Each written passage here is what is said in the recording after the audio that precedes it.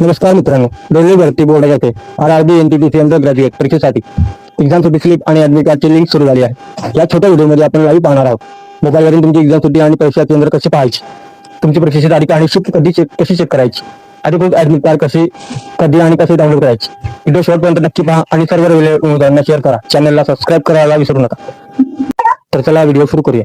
सर्वात आधी railway requirement बोर्डाच्या अधिकृत लॉगिन पोर्टल rrb.dgmail.com ला भेट द्या। जेव्हा तुमच्या लॉगिन विंडो होईल तिथे तुमच्या रजिस्ट्रेशन नंबर क्रमांक टाका।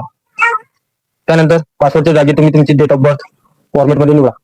खाली दिलेला कॅप्चा कोड जसं तसं भरा आणि लॉगिन सबमिट बटनावर क्लिक करा।